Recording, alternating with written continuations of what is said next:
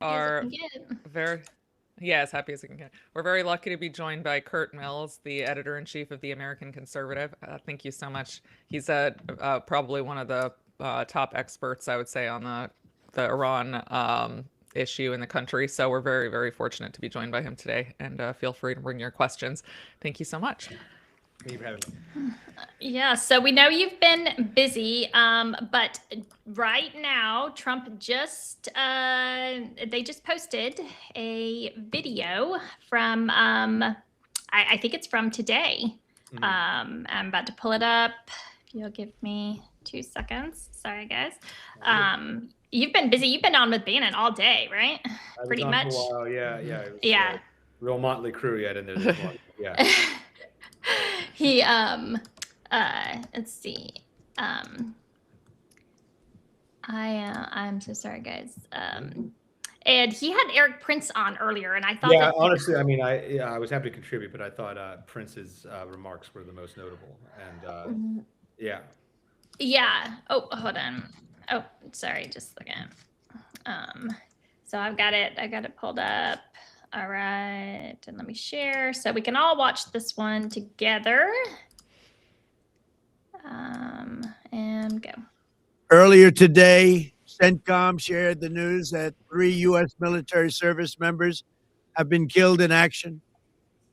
As one nation, we grieve for the true American patriots who have made the ultimate sacrifice for our nation, even as we continue the righteous mission for which they gave their lives. We pray for the full recovery of the wounded and send our immense love and eternal gratitude to the families of the fallen. And sadly, there will likely be more. Before it ends, that's the way it is. Likely be more, but we'll do everything possible where that won't be the case. But America will avenge their deaths and deliver the most punishing blow to the terrorists who have waged war against basically civilization. They have waged war against civilization itself. Our resolve. So, I mean, what do they think? They can just lie to us? I mean, we know who started this war. Yeah, I think there's a facet within yeah, I think the broad sweep of the Iran hawks is that they think they can just lie to you. Yeah, yeah. It's And they've incredible. obviously had some success, right? Yeah. Like, yeah, I mean, this entire arc is nihilism on wheels, right? yeah, so it's really concerning. So, because that's the one thing we don't want to get bogged down in, right? Is that exactly what he just said? Now we're going to avenge these deaths, right? So they start a war. Yeah. Iran retaliates. Soldiers die, which is absolutely what happens, which is why we don't callously start wars that we don't have plans for. And now we have to now avenge their deaths, right? Right. And that's of course the thing that the Hawks want more than anything. They want to get us all in there and get us really committed to seeking revenge and making these terrorists pay. So again, that's extremely concerning, right? Because all of it is elevating. So, like we were saying earlier, you were on Bannon and also Eric Prince, who was the founder of BlackRock. I know a lot of people aren't Blackwater. big fans of Blackwater. him. Blackwater, sorry.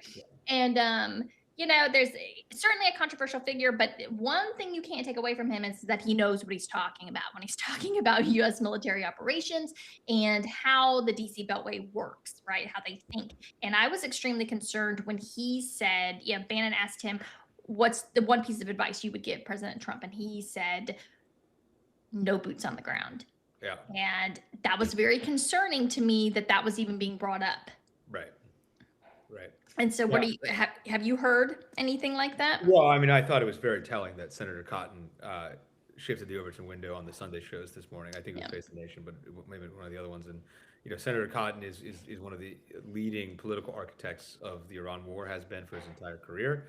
And he said no large scale boots on the ground or no large scale ground presence, and that's already it's day 2 of this war.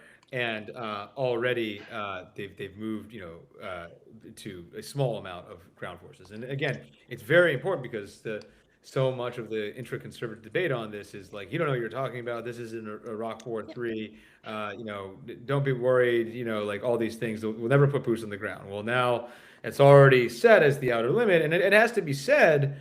Frankly, as you allude to, like, can you just lie your way?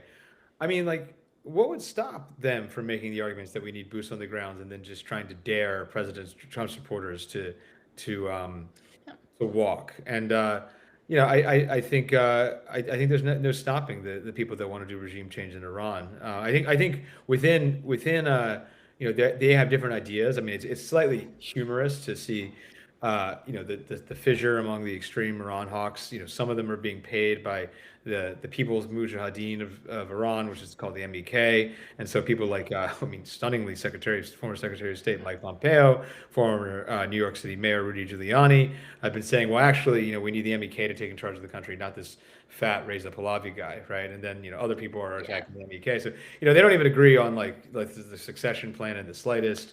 And from the Israeli perspective, the hardline Israeli perspective, this is not a problem, because what they actually want is chaos in Iran. They want dismemberment, and they don't really want regime change as much as as state collapse, which is what happened in Iraq, right? Iraq was a strong Arab power that was not a threat to Israel in a peer-to-peer sense, but a problem for the greater Israel project, a problem because Saddam was obviously out of the Western orbit, although not entirely. We, of course, helped him and off and on throughout the 80s.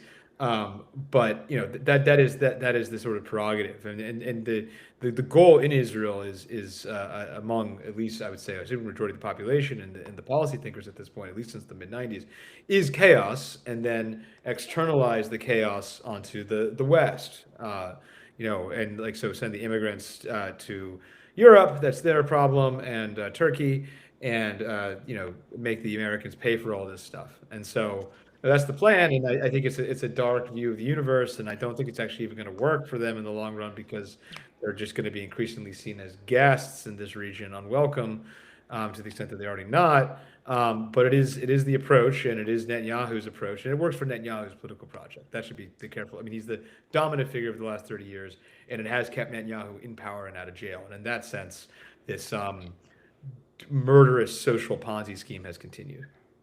Someone is asking if you've ever been told you look like Cillian Murphy.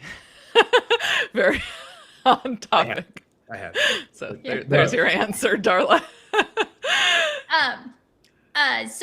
So one thing coming out of, and I do think all of these things are connected, right? So the hard right coming out of Israel is very much influenced by the massive influx of former Soviet refugees that flooded the country after the fall of the wall in the 90s, right? And so one thing that we do see from these guys, that's the super far right in Israel, is they want partition, obviously, of Iran. They want partition in many ways to look like the way that the Soviet Union was when it fell, right? They want to balkanize, not balkanize, but they want to partition it into ethno states, right? And they've put out, the FDD has put out several papers that I have like trudged through, because they're so thick and infuriating, right?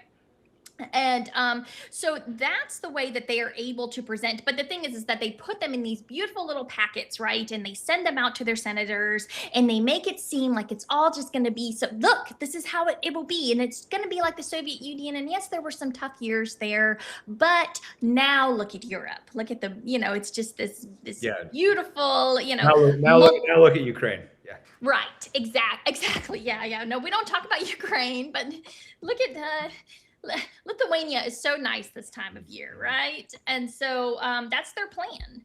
That is the plan, and that's the plan that they've given. Now, of course, nobody can say that. Nobody wants to say that, because it's demonic and it's evil. It makes us look like psychopaths, really, is what I think. If you're reading through it, it's like, who are you to get to decide that these people, oh, you're just not allowed to be a country anymore. We're gonna go ahead and split you up all along ethnic lines.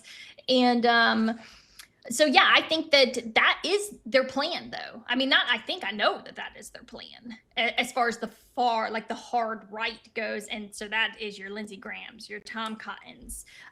Yeah, and there are some other lobbies that they obviously don't want to see that happen, because everybody knows how awful it would be. But that's probably where we're going. And so the fact that Tom Cotton actually said, okay, yeah, we'll take, we'll have a small number of boots on the ground. Because the thing is they were always going to send in, your special ops, right? But they never announced that. Nobody ever knows that those guys are on the ground. So just the actual acknowledgement of perhaps we'll have some is concerning. It should send alarm bells off on everyone. And unfortunately, I just don't think that, I still haven't seen that response yet. People are, and we're only 48 hours in, right, that they're already talking about this. So it's but now what is Bannon saying? Because I actually didn't watch any of his responses. Look, I mean, Bannon has been in meeting sort of politics for a while, and I think on his show he's fairly committed to having a range of views. But I think his sympathies, frankly, are evident. Today, I thought, he specifically pushed back on some of his hawkish guests, and said, that these arguments were, one of the guests was talking about how, the Iranians, had some military exercise in the 90s, and this is why we need to do this. And he immediately pushed back, and he used the argument, look, it's always 2 weeks away. It's always 2 weeks away. It's always 2 weeks away. Another guest, he said he mentioned that the young people just don't believe in this at all. And I will always say this for Steve. He does actually care what young people think, which is, forget agnosticism. Seemingly sometimes the United States seems to be run in a fashion of just screwing over young people as the point. There's almost this gerontocratic bitterness about how unpopular the ruling class is in this country. And make no mistake, in a lot of ways, the ruling class of this country is just old people. Oh yeah. I absolutely. But there's many over 60 Americans who are opposed to this stuff. So I don't mean to castigate it as a broad group. And in fact, our magazine was founded by some of them who were, and in a lot of ways, it was harder for them. I'm very happy to be in charge of TAC and to oppose this new Iran war. But when the magazine was founded, from opposing the Iraq war from the right in 2003. For Pat, for Scott, for Scott McConnell, for Taki. That was they were called traitors, pariah status. It really was a stand. You, right before we got on, we were talking about how Trump cares about what people think. And, he's probably seeing that a lot of people are not very happy with this, especially young people. To me, it was pretty clear that the idea of the war wasn't popular before they did anything, or, between when they did something last June and did something now. So how did he not figure that out, I guess? What I think going on? Is we're not doing this war because the president thinks it's the right thing to do. We're not doing this war because the president thinks it's popular. We're doing this war because of established interests that are pressuring and bullying, even threatening the president. And so then why do you think that public opinion might stop it? Why do you think public opinion might Because I think there was a definite sense, and that number one, a key argument was my perspective, the anti-war rights perspective is actually we cried wolf. Nothing happened in June. Who really cares? This is not George W. Bush. We can just do these we just blow up countries and leave. Nothing matters. Maduro was seen as what happened? All the complaints about Venezuela. The country didn't collapse. Nothing happened. Venezuela didn't do anything different. We have a pragmatic relationship with Delcy Rodriguez, who was a hardline Marxist 2 seconds ago. What's the problem? And so I think there was really a felt sense that there was maybe demotivation on the anti-war right, and then just trepidation that any of it mattered. I took a few calls from reporters who asked about our perspective, and I said look, I think once this war pops off, if it pops off, God forbid, and obviously it has, it is going to be more unpopular than anything else he's done in his presidency, at least from the right. And I think we are seeing that in real time, especially the day on the 1st, the day after. The verdict is atrocious. And, this war is less popular than the Venezuela endeavor, which was less popular than the 12-day war. And it shows you that Trump's political capital is not infinite; it is exhaustible, like any politician. He's definitely has supernatural elements to him, so to speak. But like the fact is, these are getting less and less popular, and they're getting grislier. Right? Americans weren't killed in Venezuela in January. Americans weren't killed in Iran in June of 2025.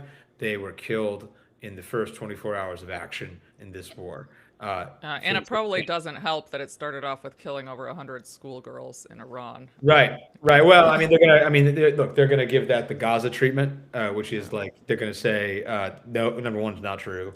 Number two, the Iranians did it, and then try to like depend on fog of war. But yeah, and like I think, especially in the social media age, and like, and it's something that I've just anecdotally observed, like a lot of the attrition, in my opinion, of conservative opinion towards of Israel, actually has been driven by women, anecdotally, and I just think like, I mean, the number of reach outs I got on the school girl tragedy, atrocity, was notable. I mean, and I think in the the fog of war and the deluge of all of these of the confusion, sometimes individual atrocities can be remembered as seminal. I mean, think of even in World War II. What is one of the tragedy that people really remember?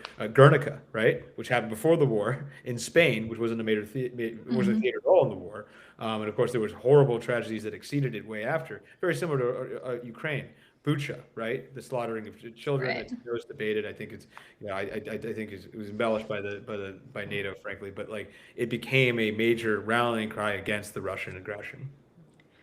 Yeah, I agree. And it is interesting that it happened so early on, right? First, I mean, it was when I opened they seemingly can't help themselves, or it's just a calling card, or it's an intimidation tactic. Like I think it's one a calling quite card. bombs Yeah. hospitals and churches quite like the Israelis. No, it's obscene and it's grotesque. And I think the other thing is that when it was Gaza, there has been an ability to kind of separate ourselves, right? Obviously, we're not separate. We gave them the bombs to do it. We absolutely have culpability there. But now this is like our war, right? This is Trump's war, and they start off just doing the most horrific thing that you can possibly do: bomb a school full of children. And it's disgusting, and no American wants to be associated with that. It's absolutely abhorrent. And I think you saw that. We saw now we've got troops killed, but also the other thing is the big thing is the oil, right? Like sometimes it feels a little weird talking about it because obviously we got schools getting bombed, children getting murdered, but at the same time, tomorrow morning, if they don't get that freaking Strait open, you're going to see the price of oil skyrocket, right? And I don't think it's going to get opened.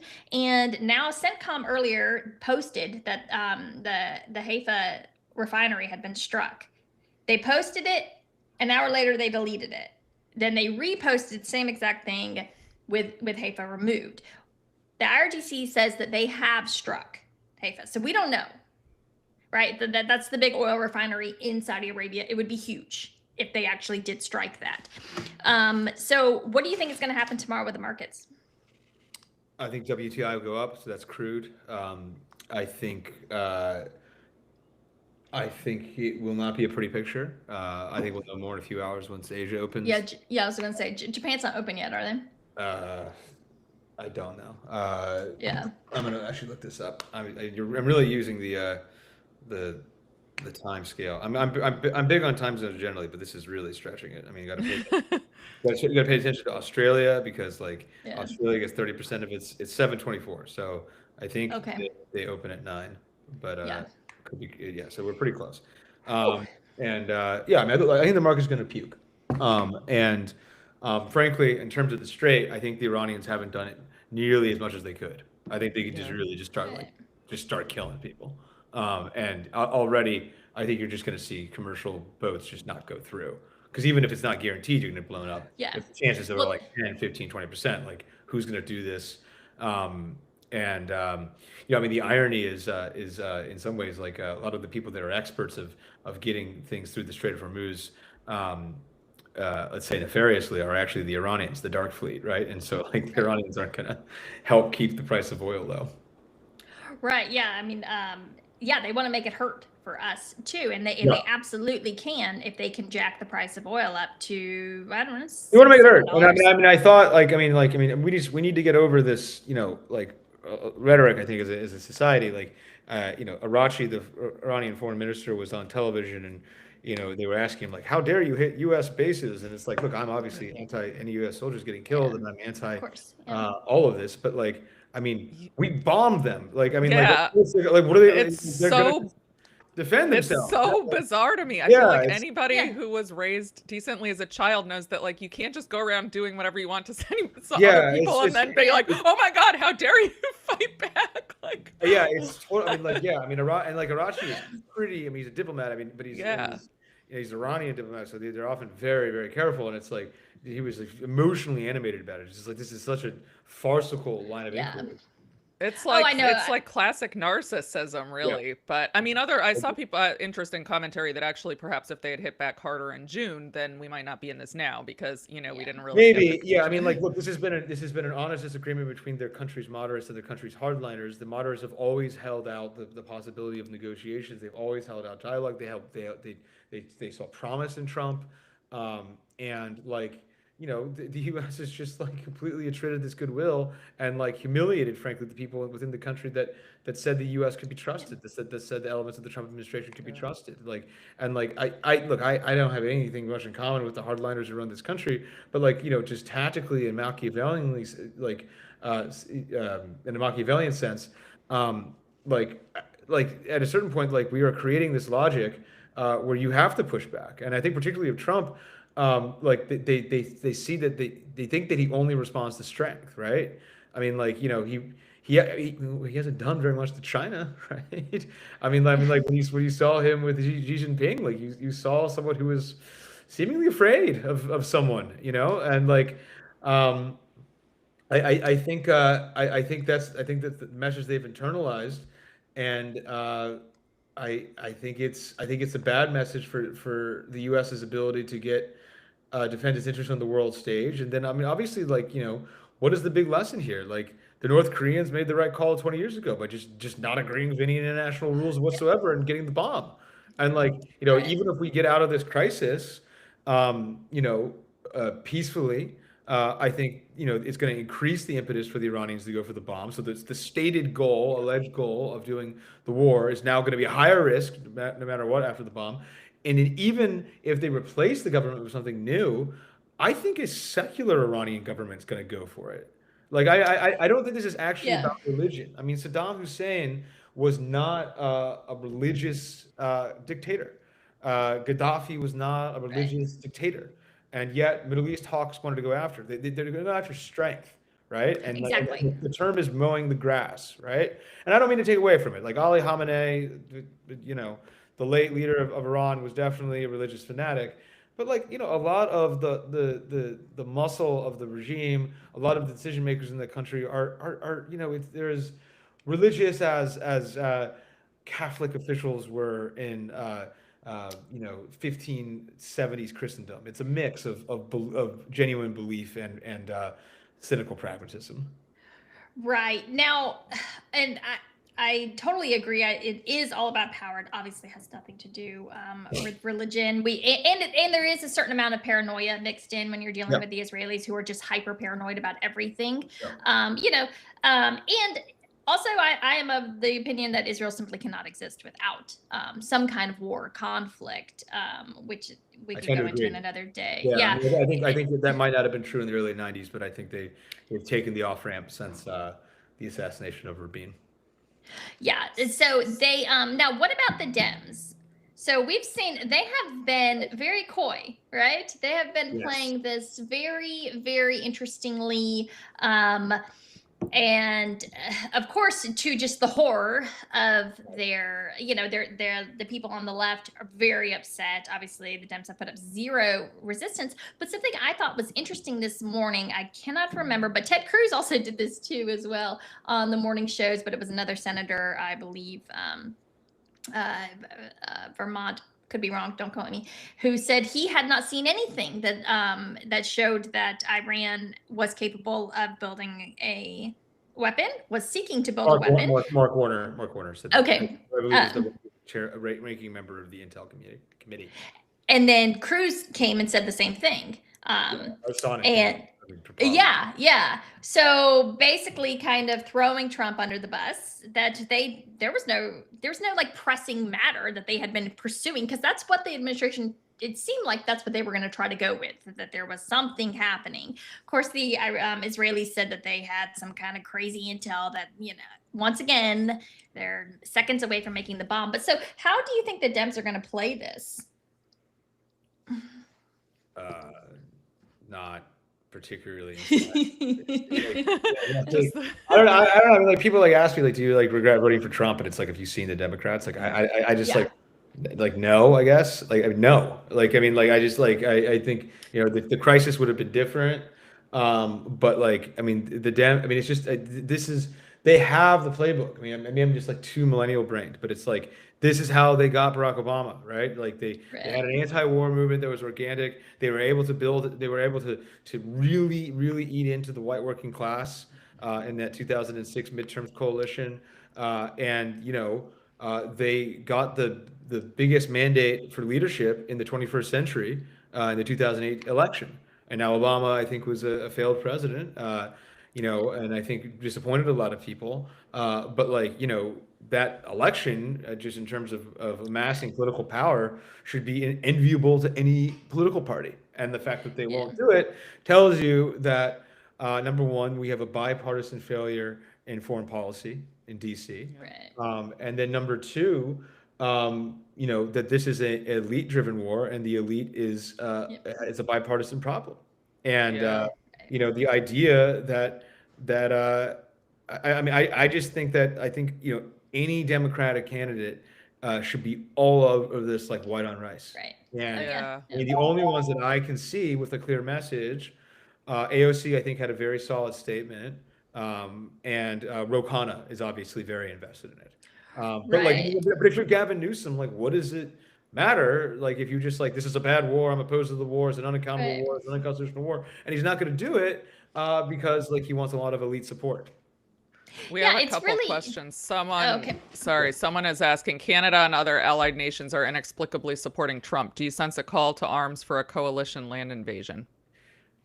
No, I think also just a reminder, people always want to separate out foreign policy issues, and so for people who didn't didn't like Trump. Remember Mark Carney, the head of Canada, was based Mark Carney a week ago for his Davos speech, right? And Carney cravenly is backing the Iran hawk thing. I think what you're seeing here is a coalition that is going to try to defend the administration, in either defend tacitly or I've been making fun of Europe a little bit, but Europe, some of these countries like Sweden and Finland just put out the most comically European statements, we are actively watching this, and we are committed to dialogue, and the Iranians should cease their terrorist threats, and we should return to negotiation. Just nothing, pablum, no stance, or actively saying that we should forego our differences for the moment. So Friedrich Merz, who's a very hawkish chancellor of Germany, he's saying, well, we should overlook our differences with the Americans on this war because we're all one family, et cetera, et cetera. Why do they want to do that? Because they think if they defend Trump on Iran, then they can sucker the administration back into for more support for Ukraine. And so that's the goal. The British are the only ones that are talking anything about getting involved militarily themselves. And Starmer is talking out of both sides of his mouth. And I know, because he put out something, and then he actually made a statement, said, no, we're not gonna get involved again. He's a wreck, basically, over there in Britain. He may not be the prime minister imminently, so it's not. And then addition, his. At least the proximate cause of his current problems is Peter Mandelson, who is the longtime Blairite political operator who had extensive ties with Jeffrey Epstein. And of course, everybody knows Jeffrey Epstein is related to Israel. And of course, everybody knows it was related to the Iran war. So that's another reason why Mr. Starkman may be tongue-tied. Someone else is asking why they killed Ahmadinejad. Because he's a prominent Iranian. No, I actually have heard. Is that even accurate? I don't know if he's dead or not. Yeah, I've heard like multiple Yeah. He's dead. Yeah. He's dead. Yeah. Wikipedia says he's dead, but ChatGPT says he's not. So. Oh, okay. Well, that's a I don't know what that means. You believe Wikipedia or do you believe AI? I don't know. Or sorry, it's actually no, it's Google AI is saying he's dead, and then ChatGPT is not. No, okay, yeah. So Okay. we have AI disagreement on this. What is Anthropic saying? Right. Yeah. I think Ahmadinejad is very, I would say charismatic, but he didn't have that much popular support in the country, right? To the extent that we understand Iranian politics as not natives of the country, like and not living there now, I should say. Right. Ahmadinejad had become a fringe figure within the system. I mean, not unimaginable that he could have power again, but it had really kind of receded from the scene. I'm almost trying to like. He was probably like an even more marginal version of like perhaps if you remember Dmitry Medvedev for the Russians. He was the president briefly. Okay, yeah. Putin, and like basically Medvedev says insane stuff on Twitter. That's kind of Ahmadinejad's was his role.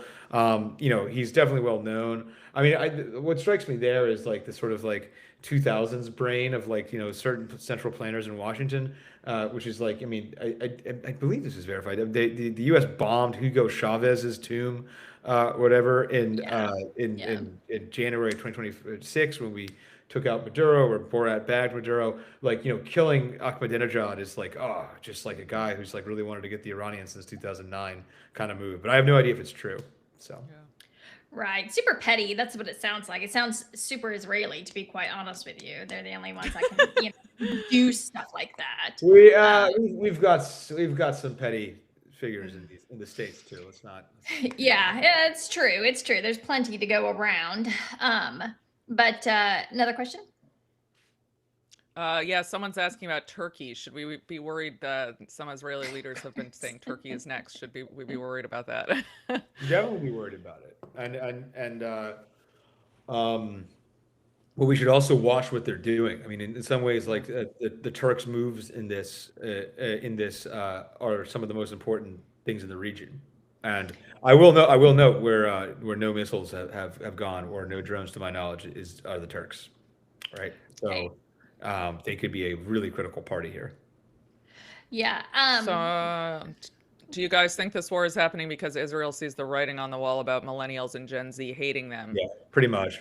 Also Netanyahu's old, and so like this is the last chance, and this is how he stays out of jail. So. Who replaces Netanyahu on the right in Israel? Naftali Bennett, almost certainly. Okay. Yeah. No, I think it's like those are the only two plausible prime ministers right now. So.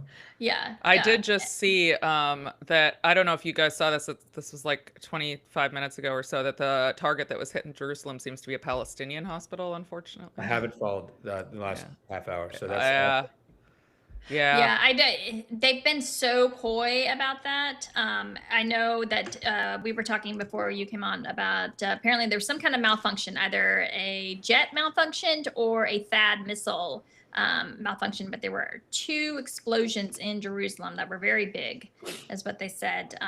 That is us, so that would be very bad. So, but yeah. Yeah, so I saw a picture that came out. One of them, it was a massive crater in the road. I mean, just absolutely huge. And they won't, of course, post anything. But it's just going to be.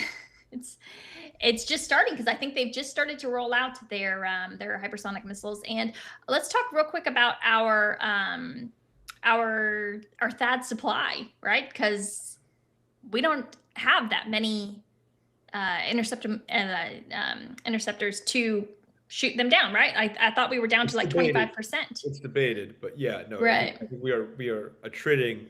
We are running out of this crap. We are running out of we're running out of material for both our Middle East wars and Ukraine, and we are stretching thin let's say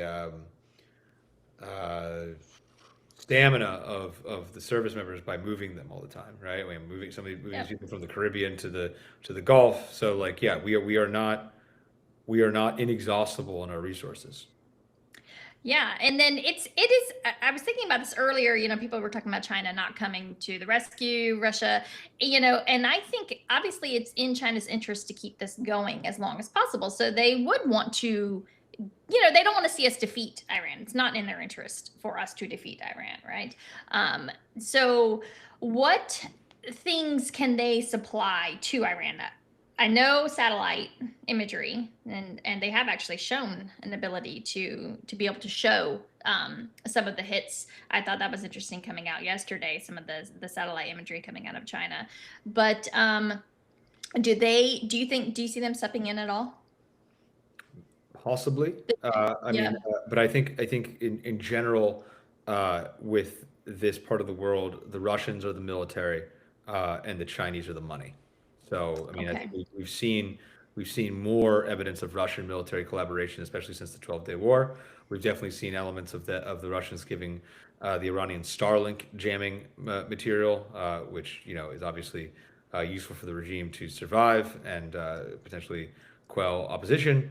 But I think it doesn't take much for the Chinese to throw them a lifeline. And then additionally, there's a sort of neocon talking point that like the Strait of Hormuz, well, let them close it. Like that's a Chinese problem, right? Because it's the Chinese who purchase the oil. Okay, problem number one. Like this is obviously economically illiterate to say that because the price of crude globally affects everything, right? So they would spike the price. But number two, objectively speaking, the Chinese are less reliant on fossil fuels than we are. I mean, anyone who's been to Eurasia recently, or Israel, I should note, what are the things that you see on the streets that you don't see in America? BYD and innumerable number of Chinese, car companies that nobody remembers because they have hundreds of these things. And so like, it's electric cars, right? And so like, and then additionally, it's an autocracy. So like, the price of oil going up in China, putting aside like it being a smaller share of their energy consumption portfolio, doesn't really matter what people think in China as much day to day because they can just suppress it. And versus like here, like Trump will lose the Senate.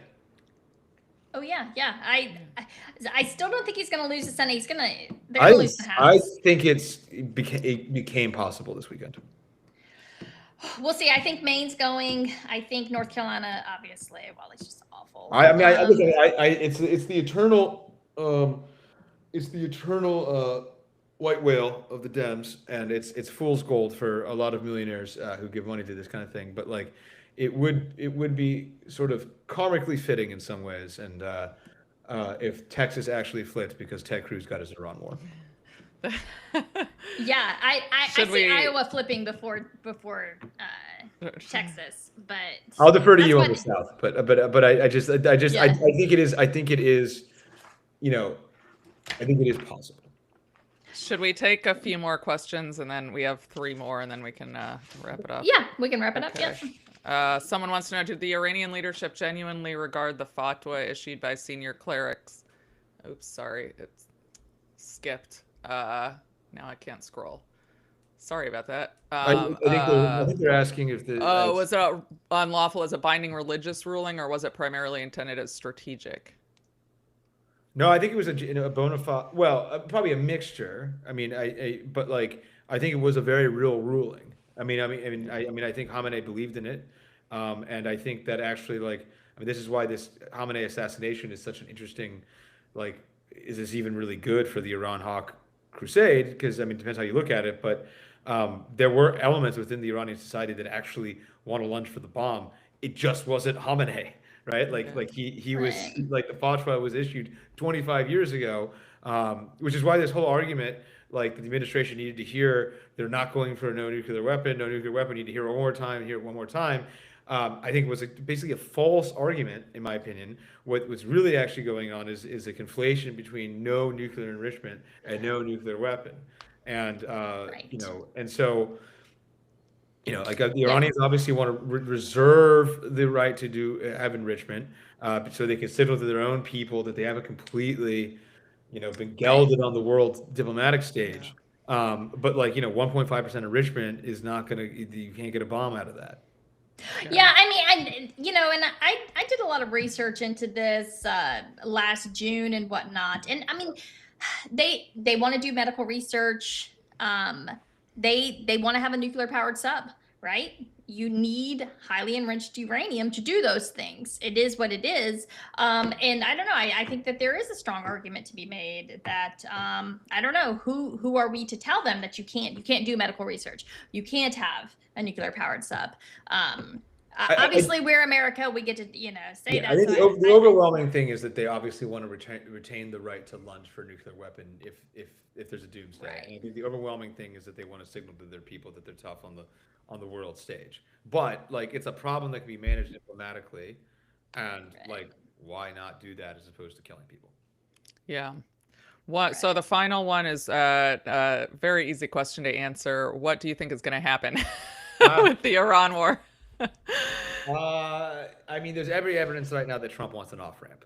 So, but I think the Israelis are going to try to mire him more and more. I mean, like the basic, I mean, it looked like a carpet bombing to me of Tehran that they did today, which is just, as we, to merge threads, what we talked about. I mean, look, our side gets, made fun of, like, how dare you cite precedent like World War I or like the Iraq War, like insane, how tedious, how very 2000s or very 20th century. But like the story actually is the same in some ways. Like in World War I, there was a ton of pressure from some quarters of society to keep sending fresh troops to avenge the dead former troops, and like, putting aside, and I don't mean to be blithe about it, like literal sunk cost fallacy there. Right. Yeah, it's concerning. Although I do know people in real life who think like that. Like they just, you can't let it go, and it's extremely frustrating.